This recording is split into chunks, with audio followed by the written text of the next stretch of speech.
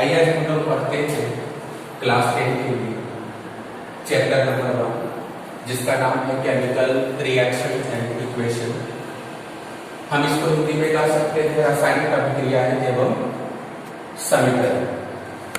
आज मैं क्लास 10 का ये चैप्टर में हिंदी और इंग्लिश दोनों मीडियम में पढ़ाने की कोशिश करेंगे ताकि हिंदी और इंग्लिश दोनों मीडियम के बच्चों के लिए यह यूजफुल हो।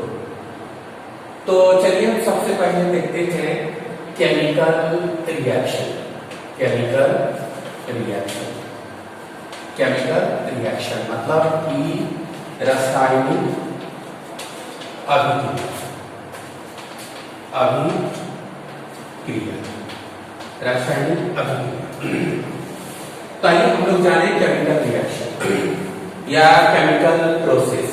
तो ऐसे अगर हम लोग देखें तो प्रोसेस दो तरह से हो सकता है, एक फिजिकल जिसे भौतिक प्रतिक्रिया कहते हैं और दूसरा रासायनिक प्रतिक्रिया।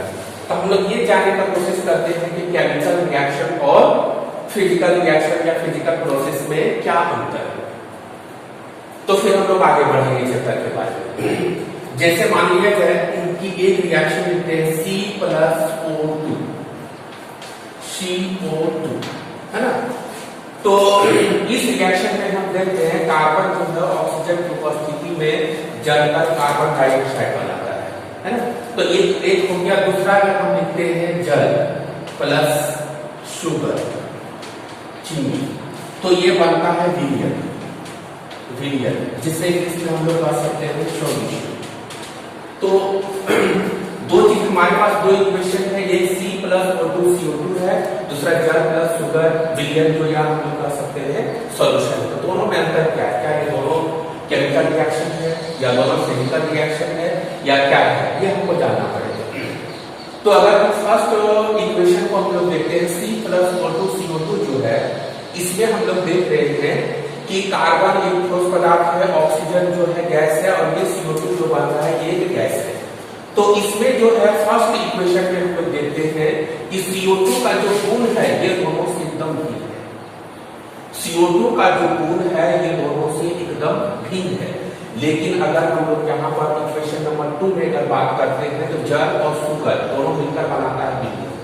तो इस इक्वेशन में हम लोग देख सकते हैं कि चीनी जो है घुलने से पहले उसका स्वाद कैसा है? उसका स्वाद मीठा है। और विलियन जब घुल जाता है पानी में तो भी मीठा है। यानी कहने का ये मतलब हो गया कि शुगर का जो गुण है पहले जो था वो बाद में भी है। तो हम एक सिंपली हम लोग कह सकते हैं क्लास 10 में कि अगर कोई चीज में परिवर्तन हो और वो परिवर्तन हो तो वो मान लिया जाए सेम एंड साइज आकार प्रकार में सिर्फ हो, लेकिन उसके बहुत सारे गुण में कोई परिवर्तन नहीं हो तो हमेशा भौतिक परिवर्तन होता है। और अगर सारा गुण में परिवर्तन हो जाए तो हमेशा रासायनिक परिवर्तन होता है। जैसे कि हमने एक एग्जांपल दिया यहाँ पे कि चीनी जो है वो घुलने से पहले मीठा है और घुलने के बाद भी मीठा है। इसका मतलब है कि चीनी अपना अस्तित्व को खोया नहीं है। लेकिन इस केस में हम लोग देखते हैं कि CO2 का गुण ना ही वो ऑक्सीजन से मिलता है ना ही वो कार्बन से मिलता है। इसका मतलब ये हुआ कि एकदम भिन्न होता है। तो रासायनिक परिवर्तन में हम बात कर सकते हैं कि जब कोई नया पदार्थ बनता है उसका गुण एकदम जो पुराने पदार्थ से एकदम भिन्न हो जाए तो वो निश्चित ही वो क्या होगा? रासायनिक गुण होगा। दूसरी बात कि अगर हम लोग इसमें अगर विलियन जो बन गया है जल और चीनी को मिलाने से अगर विलियन बन गया है तो चाहे तो हम इसको कोई फिजिकल सुटेबल मेथड से हम लोग अलग कर सकते हैं। जैसे कि अगर ये चीनी और पानी के विलियन को अगर हम लोग गर्म कर दें जिसे इवेपोरेशन करते हैं, वाष्पीकरण करते हैं, तो क्या होगा? पानी उड़ जाएगा और चीनी क्या होगा? सतह पर बैठ जाएगा। लेकिन इसको किसी भी सुटेबल फिजिकल और केमिकल मेथड से हम इसको फिर कार्बन डाइऑक्साइड से फिर कार्बन और ऑक्सीजन हम नहीं बना सकते हैं। मतलब यह कि यह दोनों तरफ प्रतिक्रिया यानी कहने का मतलब विलियन से फिर ये भी बना सकते हैं, लेकिन ये सिर्फ वन डायरेक्शन होगा। यानी जब ये बन जाए तो ये नहीं बनेगा। तो हम लोग देख रहे हैं केमिकल रिएक्शन। तो हम लोग को इतना बताने से हम लोग को ये बात पता चला कि कुछ पदार्थ अगर आपस में प्रतिक्रिया करता है और नए पदार्थ बनाता है उसका गुण भी क्या होता है? भिन्न हो जाता है। तब उसे हम लोग क्या कहेंगे?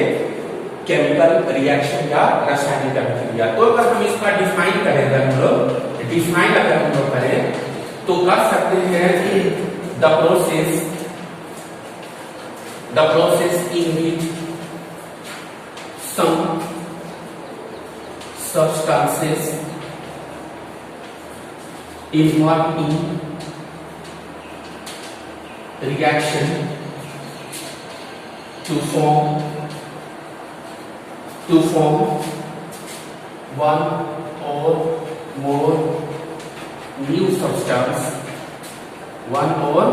more new substance, with different property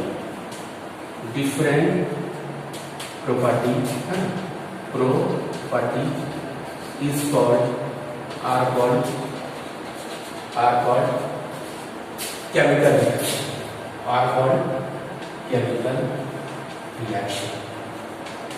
तो जैसा कि हमने डेफिनेशन हमने लिखा chemical reaction, the process in which some substances involve in reaction to form one और more new substance with different property are called क्या कहलाएगा केमिकल रिएक्शन। इसको हिंदी में कह सकते हैं कि वह प्रक्रिया जिसमें कुछ पदार्थ आपस में प्रतिक्रिया करते हैं और एक या एक से अधिक नए पदार्थ भिन्न गुण या नए गुण के साथ जब उत्पन्न होते हैं या बनते हैं या निर्माण होते हैं, उसी को हम लोग क्या कहते हैं केमिकल रिएक्शन या रासायनिक प्रतिक्रिया।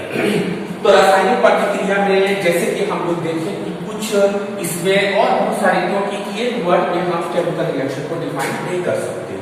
तो ये छोटा सा एक है डेफिनेशन है, लेकिन इसको और बहुत सारे मेरिट्स होते हैं। जैसे इसका मेरिट्स में जैसे मेरिट्स में हम लोग कह सकते हैं कि जैसे कि अगर एग्जाम्पल हम लेते हैं जैसे C+O2 और क्या है ये CO2, यहाँ दो तरह का देखा जा रहा है कि एक तो ये लेफ्ट साइड में है RHS है और ये क्या है ये LHS है और ये RHS है और इसके बीच में क्या है एक तीर का निशान है। तो हम लोग अगर सिंपली अगर इसको डिफाइन करें कि वह पदार्थ जो रासायनिक प्रतिक्रिया में भाग लेता है उसे अभिकारक कहते हैं, इंग्लिश में हम रिएक्टेंट कह सकते हैं, और वह पदार्थ जो रासायनिक प्रतिक्रिया के बाद बनता है उसे हम लोग उत्पाद कहते हैं, जिसे हम लोग प्रोडक्ट कर सकते हैं। तो अगर इसको हम लिखें कि नंबर 1 पॉइंट करके द सब्सटेंस या substances which involve in reaction is called reactant, है ना। reactant lies in left hand side। दूसरा हम लोग लिखते हैं पॉइंट लिख सकते हैं the new substance is formed after the chemical reaction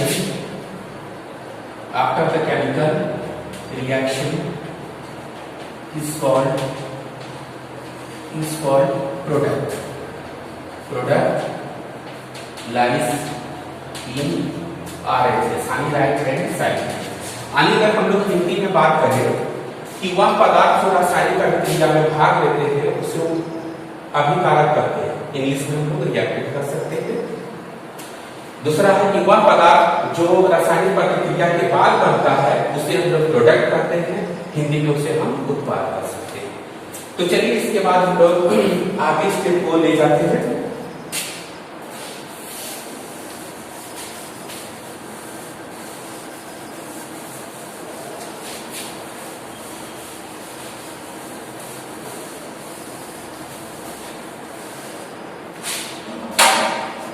अगला पॉइंट हम लोग लिख सकते हैं कि both reactant and product are separated by arrowhead, जिसे हम इस तरह से साइन दिखा सकते हैं। And direction of head towards the product। Towards the product. यानी कहने का ये मतलब हो गया कि रिएक्टेंट और प्रोडक्ट दोनों को हम एक दूसरे से अलग करते हैं तीर के निशान से। रिएक्टेंट और प्रोडक्ट दोनों को हम एक दूसरे से अलग करते हैं तीर के निशान से, और तीर का सिरा का निशान, तीर का सिरा का निशान हमेशा उत्पाद की ओर होना चाहिए। जैसे N2 प्लस H2 2NH3, तो ये आपका क्या हो गया, रिएक्टेंट हो गया, रिएक्टेंट हो गया, जिसे हम लिख सकते हैं अभिकारक, अभिकारक। और ये आपका प्रोडक्ट हो गया, प्रोडक्ट हो गया, जिसे हम लोग कह सकते हैं हिंदी में उत्पादक। दूसरा ये 3 पॉइंट हो गया। चौथा पॉइंट हम लोग लिख सकते हैं, चौथा पॉइंट हम लोग लिख सकते हैं कि the chemical reaction,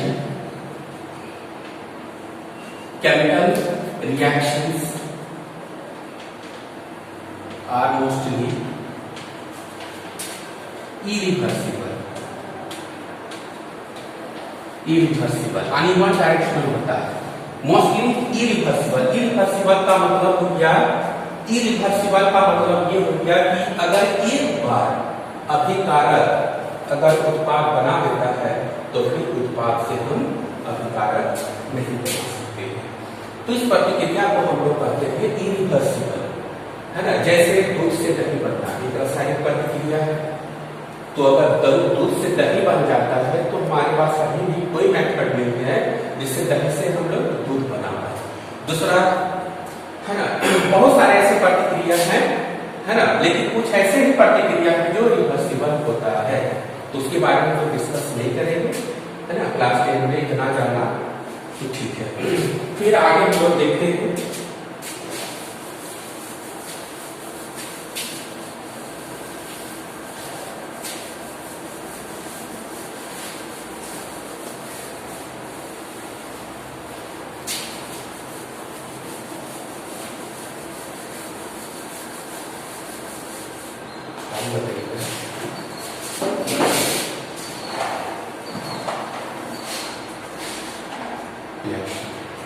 characteristic of chemical reaction. यानी कैरेक्टरिस्टिक यानी कि केमिकल रिएक्शन के कुछ गुण होते हैं, जैसा नंबर 1 इवोल्यूशन ऑफ गैस, यानी गैस का उत्सर्जन, गैस का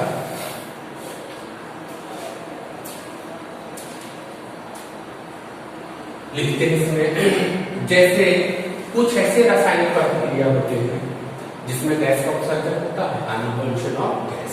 जैसे कि अगर हम लोग एग्जाम्पल दें, Zn प्लस क्या है, डाइल्यूट HCl, डाइल्यूट क्या है, HCl।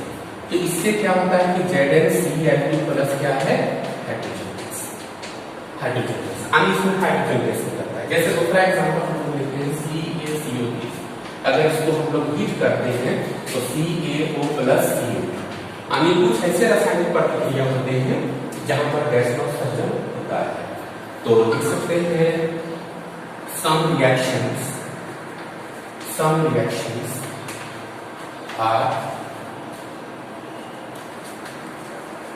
characterized by the evolution of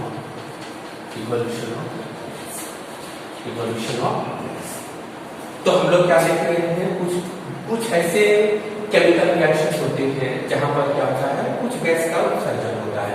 जैसे एग्जांपल में हमने लिखा कि जिंक जब डाइल्यूट या कम HCl से प्रतिक्रिया करता है तो जिंक क्लोराइड बनता है और हाइड्रोजन गैस उत्सर्जित करता है। जैसे उसी तरह दूसरा है, जब कैल्शियम कार्बोनेट को जब हम है ना गर्म करते हैं तो कैल्शियम ऑक्साइड और CO2 गैस का निर्माण होता है। उसी तरह हम लोग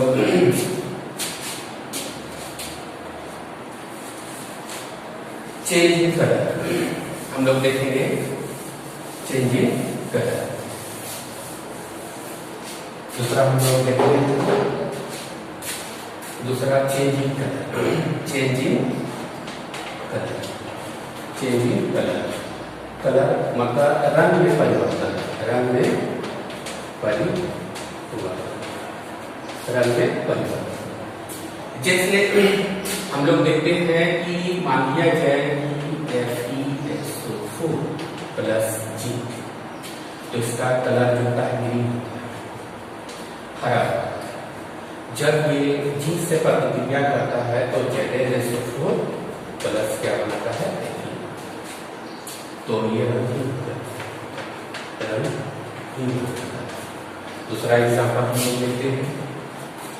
दूसरा एग्जांपल लेते हैं CuSO4 प्लस Fe है ना, FeSO4 प्लस C। तो इसका जो कलर होता है वो ब्लू होता है और इसका जो कलर होता है वो ग्रीन होता है। तो यहाँ पर हम लोग देख रहे हैं कुछ ऐसे रासायनिक प्रतिक्रिया है, सभी रिएक्शन में, लेकिन कुछ ऐसे रासायनिक प्रतिक्रिया है जहां पर कोई कंपाउंड से एलिमेंट जब प्रतिक्रिया करता है तो कंपाउंड के नेचर यानी यौगिक के नेचर के साथ साथ उसका रंग में भी परिवर्तन हो जाता है। जैसे कि एग्जांपल हम दे रहे हैं कि फेरस सल्फेट जब जिंक के साथ प्रतिक्रिया करता है तो जिंक सल्फेट बनता है और आयरन बनता है। और इसका जो फेरस सल्फेट का कलर है क्रिस्टल हम लोग कर सकते हैं, उसका कलर ग्रीन है और ये रंग यानी कलर लेस हो जाता है। दूसरा CuSO4 यानी कॉपर सल्फेट को जब आयरन से प्रतिक्रिया करते हैं तो FeSO4 बनता है और कॉपर बनता है, जबकि CuSO4 क्रिस्टल CuSO4 का जो कलर है वो ब्लू होता है और क्रिस्टल FeSO4 का जो कलर है वो ग्रीन हो जाता है। तो हमने देखा कि कुछ ऐसे रासायनिक प्रतिक्रिया है जहां रंग में भी परिवर्तन होता है। तीसरा अगर हम लोग देखें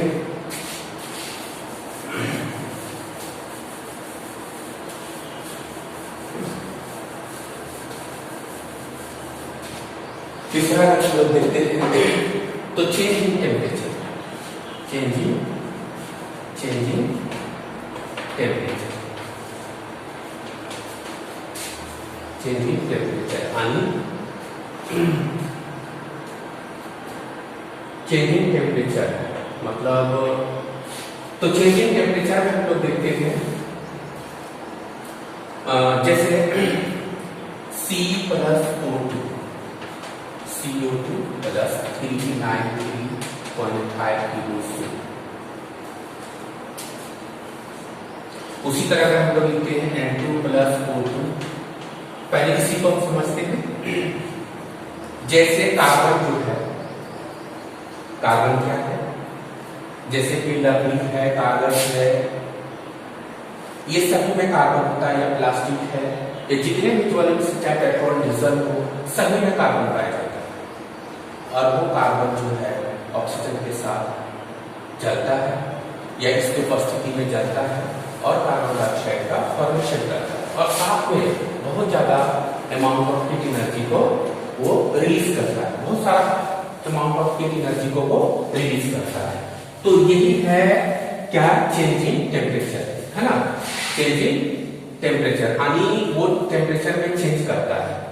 तो अगर हम लोग बात करते हैं कि चेंजिंग टेम्परेचर के आधार पर जो है रिएक्शन जो है वो दो तरह का होता है, ये दो तरह का होता है। एक जो होता है एक्सोथर्मिक कह सकते हैं,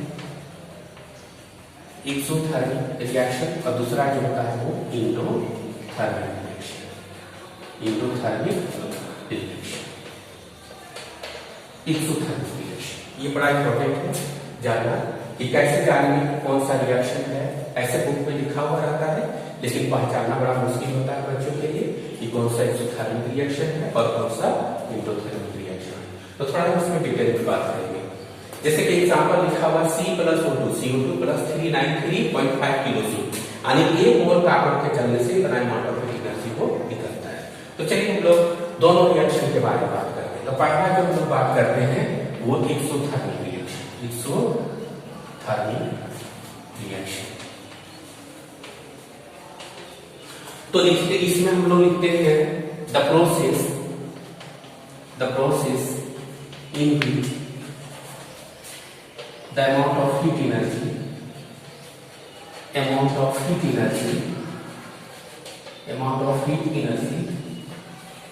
is equal, यानी वह रासायनिक प्रतिक्रिया जिसमें ऊष्मा का उत्सर्जन होता है ना, तो यहाँ पे हम लोग लिख सकते हैं ऊष्मा में परिवर्तन, ऊष्मा में परिवर्तन, ऊष्मा में परिवर्तन। तो हम लोग यहाँ पर एक्सोथर्मिक रिएक्शन में हम लोग देख रहे हैं कि the process in which the amount of heat energy is given, वह रासायनिक प्रतिक्रिया जिसमें ऊष्मा का उत्सर्जन हो उसे हम लोग एक्सोथर्मिक रिएक्शन कहेंगे। जैसे कि एग्जांपल दिया हुआ है C+O2 CO2 प्लस 393.5 किलोजूल पर मोल। चलिए इसको हम क्लियर समझते हैं कि कैसे यह एक एक्सोथर्मिक प्रोसेस है, यानी कैसे amount of heat energy release हो रहा है। तो अगर हम लोग लॉ ऑफ कंजर्वेशन के आधार पर देखें, लॉ ऑफ कंजर्वेशन के आधार पर देखते हैं, ना ही उसके अनुसार ना ही हम किसी चीज को बना सकते हैं, ना ही उसको बिगाड़ सकते हैं, सिर्फ उसके रूप में परिवर्तित किया जा सकता है। तो यहाँ पर अगर हम लोग देखें कि जब हम ये कार्बन है, जब ये इसको हमने जब जलाया नहीं, उस समय इसके पास कुछ एनर्जी था। जब उसको ऑक्सीजन की उपस्थिति में इसको हमने जलाना या बर्न करना स्टार्ट किया तो CO2 बना और ये निकला। तो इसका मतलब ये है, ये कहीं ना कहीं ये यहां से आया, यहां से आया। तो कहने का ये मतलब हो गया कि जब यहां से आया तो पहले इसके पास इतना एनर्जी था, अब इसके पास जो है इतना एनर्जी कम हो गया, इसका इतना एनर्जी कम हो गया। किसका? कार्बन का, कार्बन का इतना एनर्जी कम हो गया। तो कहने का ये मतलब हो गया कि अब अगर हम लोग बात करते हैं, जैसे अगर हम लोग जाते हैं मार्केट में, सपोज दैट हम लोग मार्केट जा रहे हैं, मार्केट में जब हम जाते हैं तो अपने पर्स में पैसे लेके जाते हैं, और जब हम मार्केट जाते हैं तो अपने पास में पैसा लेके जाते हैं। जब हम लोग मार्केटिंग करते हैं और घर जब आते हैं हमारे पास में क्या होता है, अमाउंट कम हो जाता है। तो जो अमाउंट कम हो जाता है तो वो कहाँ जाता है, वो कहीं ना कहीं हमारे हाथ में जो झोला में सामान भरा हुआ रहता है वो वही होता है। इसका मतलब घर भी हम उतने आए, लेकिन अंतर क्या हुआ कि हमारे पास में पैसे की कमी हो गई, उसकी जगह हमारे पास क्या आ गया, सामान आ गया। तो ये कहना होगा कि अब मेरे शरीर के अंदर मतलब मेरे पास पैकेट में कितना पैसा रह गया, तो जितना सामान का जितने मटेरियल हम खरीदे वो जो इन्वेस्ट हुआ उतना पैसा निश्चित हमारे पास क्या होगा, कम होगा। बस इसी तरह समझना है कि ये जो कार्बन है ये अपनी एनर्जी के साथ था, लेकिन जैसे वो ऑक्सीजन के साथ जलना स्टार्ट किया, तो जैसे वो जलना स्टार्ट किया कितना अमाउंट ऑफ हीट एनर्जी को उसने क्या किया, रिलीज कर दिया। तो रिलीज कर दिया तो इसका मतलब ये है कि अब इसके पास जो उष्मा या एनर्जी है या हीट एनर्जी था वो अब इतना से क्या हो गया, कम हो गया। तो इसका मतलब ये और ये जो मिला ये बना और साथ में बना एनर्जी रिलीज किया। तो इसको दो तरह से किताब में दो तरह से इसको एक्सप्लेनेशन करके देता है। तो चलिए हम लोग इसको एक्सप्लेन करते हैं कि कैसे। तो मान लिया जाए कि इसका जो एनर्जी है वो HR है, यानी हीट एनर्जी या एंथैल्पी ऑफ रिएक्टेंट कर सकते हैं, और इसका जो एनर्जी है वो HP यानी एनर्जी ऑफ प्रोडक्ट है, या एनर्जी ऑफ रिएक्टेंट, ये एनर्जी ऑफ क्या है, प्रोडक्ट है। तो अब तो हम लोग देख रहे हैं कि इसके पास एनर्जी कम है इसके तुलना में, इसके पास एनर्जी कम है इसके तुलना में, तो कितना से कम है, इतना से कम है, यानी इसके पास जो एनर्जी होगा इतना कम होगा। यानी यहां पर हम लोग कह दें तो HR is greater than HP होगा, HP होगा। तो अगर हम लोग देखें कि नेट रिएक्शन का एनर्जी क्या होगा, तो चेंज इन H जो होगा वो H हम लोग जानते हैं फाइनल में हमेशा इनिशियल को बताते हैं। तो अगर हम लोग देखें तो HP जो है वो कम है और HR क्या है, ज्यादा है, तो मस्ट ये निगेटिव क्या होगा, निगेटिव होगा। इसीलिए रिएक्शन को हम लोग अगर दूसरे तरीके से लिखते हैं तो C+O2 लिखते हैं और CO2 लिखते हैं, और यहाँ कॉमा देखा डेल्टा H क्या लिखते हैं, -393.5 किलोजूल। तो अब देखिए दोनों में हम अंतर दिखा रहे हैं, बुक में ऐसे भी लिखा हुआ रहता है, बुक में ऐसे भी लिखा हुआ रहता है, जबकि यहाँ प्लस है यहाँ पर क्या है, माइनस है।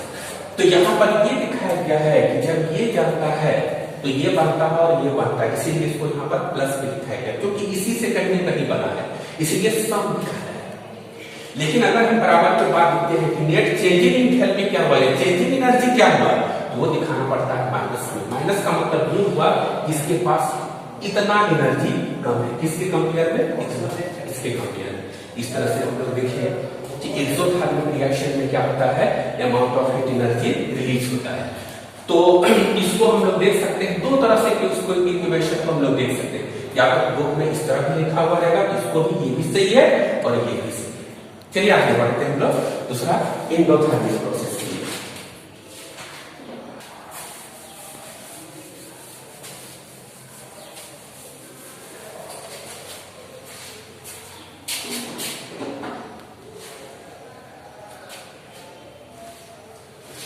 जैसे कि एग्जांपल देखते हैं एंडोथर्मिक रिएक्शन के लिए। एंडोथर्मिक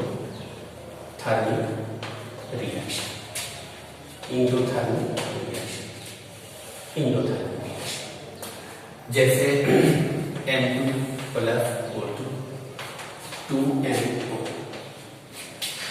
माइनस 180 किलोजूल, यहां माइनस लिखा है, यहां माइनस है, माइनस है, यहां पर क्या है, माइनस है। माइनस का मतलब यहां पर हो गया कि अगर हम लोग देखें कि यह एक एंडोथर्मिक प्रोसेस है, तो इसका हम डिफाइन कर दें कि the process in which the sum amount of heat energy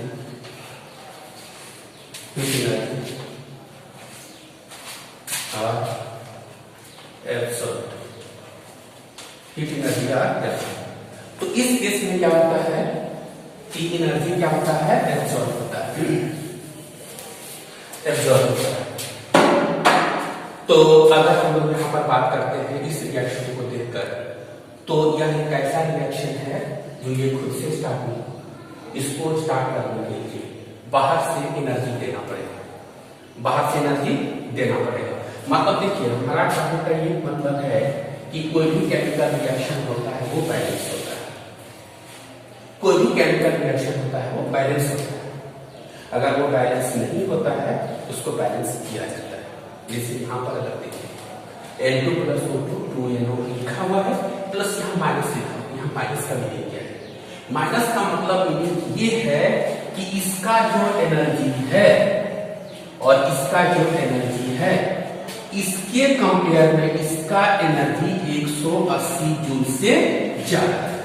फिर से एक बार मैं बता दूं कि नाइट्रिक ऑक्साइड या नाइट्रोजन ऑक्साइड जो है, इसका एनर्जी जो है इसके कंपेयर में 180 किलो जूल से ज्यादा है। तब तो बैलेंस नहीं हुआ, बैलेंस इसलिए नहीं हुआ क्योंकि यहाँ पर एनर्जी इसका बढ़ा हुआ है। एक्सपेरिमेंटली अगर हम लोग फाइंड करते हैं तो इसका एनर्जी ज्यादा निकल जाता है, इसका एनर्जी कम होता है। इसका मतलब हो गया कि ये अमाउंट ऑफ एनर्जी एक तो एब्जॉर्ब किया, लेकिन अगर बैलेंस करना है तो कैसे करेंगे ऐसा कि अगर इसमें जितना ज्यादा होगा हमने घटा दिया, इसलिए हमने यहाँ क्या लिख दिया, 180 माइनस 180 किलो जूल। अब अगर हम लोग इसको दूसरे एक्सपेरिमेंट में अगर हम लोग कहें तो जैसे N2 है प्लस O2 है और 2NO2 लिखते हैं, तो अगर हमने मान लिया जाए कि इसका एनर्जी जो है HR है और इसका एनर्जी क्या है बोलो HP है, तो इस कंडीशन में जो है HP जो है वो मोर देन किससे है, HR से है। तो अगर हम लोग डेल्टा H अगर हम लोग लिखते हैं तो इसमें क्या हो जाएगा, HP minus HR is equal to क्या होगा बोलिए, पॉजिटिव होगा। इसका मतलब हो गया यहाँ पर डेल्टा H जो है वो आपका हो गया पॉजिटिव 180 किलो जूल। तो आप इस रिएक्शन को हम लोग दो तरह से लिख सकते हैं, N2 plus O2 2NO minus 180 kilo joule, या इसको हम लोग लिख सकते हैं N2 प्लस O2 2NO है ना डेल्टा S प्लस 180 किलो, इस तरह से लिख सकते हैं। तो ये आपका क्या हो गया, एंडोथर्मिक एंड एक्सोथर्मिक।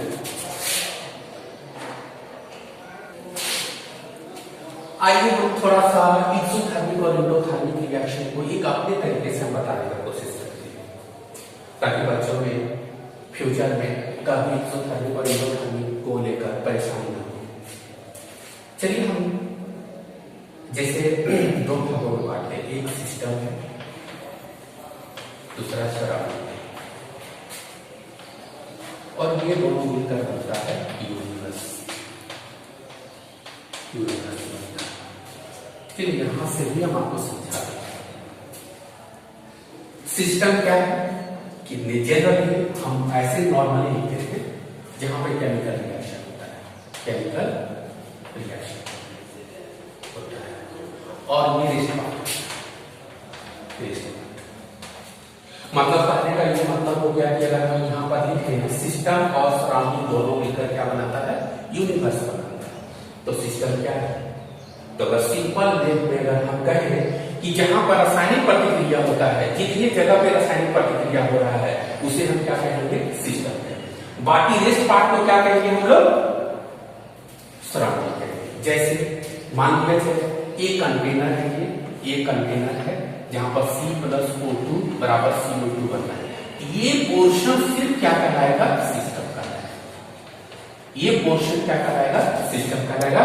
बाकी ये जो एरिया है, ये बाहर का जितना भी होगा सराउंडिंग होगा। तो C+O2 CO2 जो बना, तो ये आपका सिस्टम हो गया, क्योंकि यहाँ पर रासायनिक प्रतिक्रिया होता है। बाकी सब इसके जस्ट बगल वाला एरिया क्या कहलाएगा, सराउंडिंग।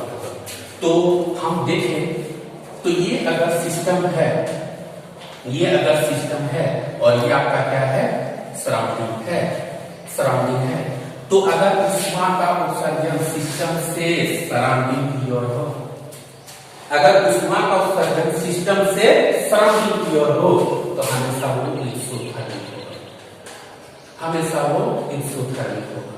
आप जैसे खुद देखे होंगे कि जब हम कोयला को जलाते हैं, पेट्रोल को जलाते हैं, डीजल को जलाते हैं, लकड़ी को जलाते हैं, तो क्या होता है, हम लोग देखते हैं कि वहां से हीट क्या होता है, बाहर की ओर जाता है। इसका मतलब हो गया कि वो सिस्टम से कहां गया, सराउंडिंग की ओर। तो जब सिस्टम से सराउंडिंग की ओर जाए तो हमेशा वो प्रोसेस क्या होगा, एक्सोथर्मिक होगा। लेकिन अगर हीट एनर्जी ट्रांसफर अगर सराउंडिंग से सिस्टम की ओर होता है तो हमेशा क्या होगा, वो इंडोथर्मिक होगा। बस ये बात बच्चे का ध्यान दें तो शायद वो कंफ्यूजन कभी नहीं होगा। तो दो तीन बातें का ध्यान देना है, जैसा कि हमने आपको बताया amount of heat energy absorb और रिलीज कैसे होता है, डेल्टा H के आधार पर भी हमने बताया, और इस तरह से बताने का भी कोशिश किया कि अगर कोई एनर्जी सिस्टम से सराउंडिंग की ओर जाता है तो हमेशा एक्सोथर्मिक होगा, और अगर सराउंडिंग से सिस्टम की ओर जाता है एनर्जी मस्ट बी वो क्या होगा, एंडोथर्मिक होगा।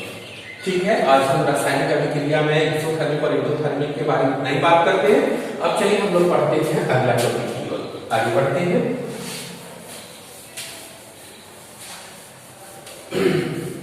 अब हम लोग थोड़ा सा और टॉपिक हम लोग पढ़ लेते हैं, जैसे physical state of chemical reaction, physical state of भौतिक अवस्था, रासायनिक प्रतिक्रिया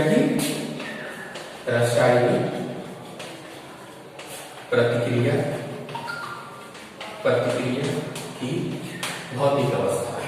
जैसे हम आपको बता दें, ये भी जानना जरूरी है, जैसे कि मान लिया जाए C लिखते हैं +O2 लिखते हैं और CO2 लिखते हैं, इसमें ये नहीं पता चल रहा है कि ये किस अवस्था में, ये किस अवस्था में, ये किस अवस्था मानी भौतिक अवस्था। तो ये किस अवस्था में है, सॉलिड में है, ये किसमें है, गैस में है, और ये भी किसमें है, गैस में है। तो अगर सॉलिड ठोस अवस्था में हो, सॉलिड अगर ठोस अवस्था में हो तो उसके लिए S लिखेंगे, अगर लिक्विड अवस्था में हो, है ना, तो लिक्विड अवस्था में हो तो उसे L लिखेंगे, और वाटर हो उसे Aqueous लिखते हैं, उसके लिए AQ यूज करते हैं, और गैस हो तो उसके लिए हम लोग, है ना, G यूज करते हैं। तो जैसे कि अगर हम लोग बात करें H2+O2 लिखते हैं 2H2O, तो यहाँ पर ये गैस है, G लिखा है, यहाँ G लिखा है, और यहाँ अगर लिखा हुआ है N लिखा हुआ है या एक्वस लिखा हुआ है तो इसका मतलब वो लिक्विड है। है ना। तो जैसे दूसरा लिख सकते हैं हम लोग, तो इस तरह से हम लोग अलग अलग क्या होता है स्टेट लिखा हुआ रहता है, इसी को हम लोग क्या कहते हैं रासायनिक प्रतिक्रिया की भौतिक अवस्था, जो बड़ा सिंपल है। तो कभी कभी गैस के लिए हम लोग इस तरह का भी निशान यूज कर लेते हैं। ठीक है, अब हम लोग आगे की ओर क्लास बढ़ाते हैं।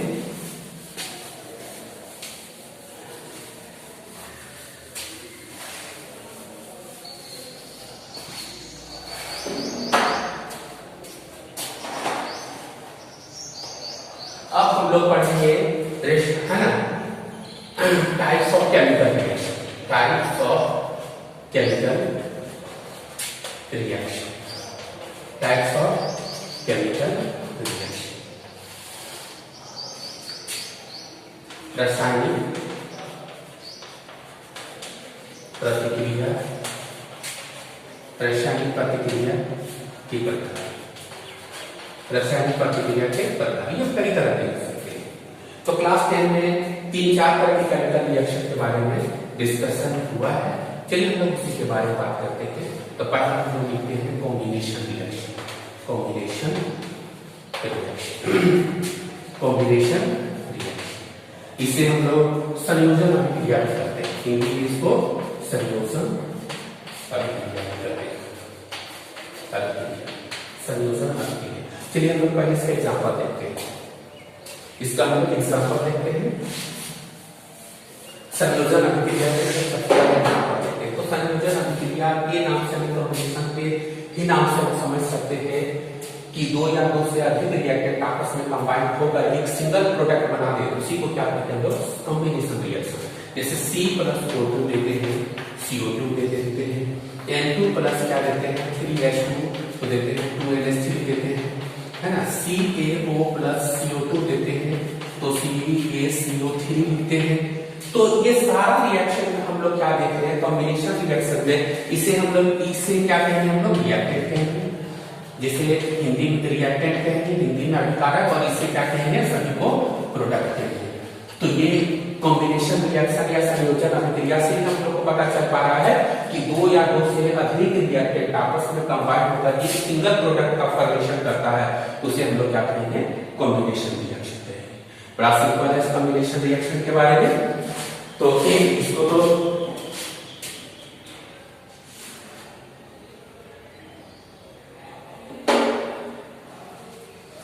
तो इसको कॉम्बिनेशन को हम लोग इसको एडिशन रिएक्शन भी कर सकते हैं, एडिशन रिएक्शन भी कर सकते हैं, एडिशन रिएक्शन। तो अब अगर इसको हम लोग डिफाइन करें कि अगर इसको हम लोग डिफाइन करते हैं तो लिख सकते हैं कि the process in which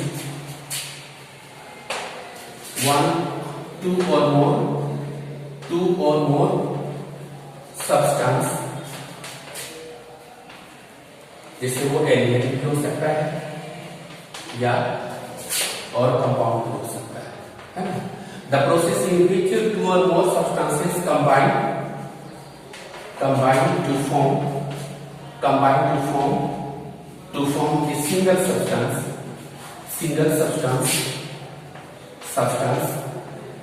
are called combination reaction, addition reaction या combination reaction, addition reaction। तो एडिशन रिएक्शन में क्या है कि वह प्रतिक्रिया जिसमें दो या दो से अधिक पदार्थ, वो तत्व हो सकते हैं और अणु भी हो सकते हैं, combine to form a single substance are called क्या कहलाता है एडिशन रिएक्शन। वह प्रतिक्रिया जिसमें दो या दो से अधिक तत्व या यौगिक आपस में प्रतिक्रिया कर एक पदार्थ का निर्माण करते हैं, उसे हम लोग कॉम्बिनेशन रिएक्शन, एडिशन रिएक्शन करते हैं।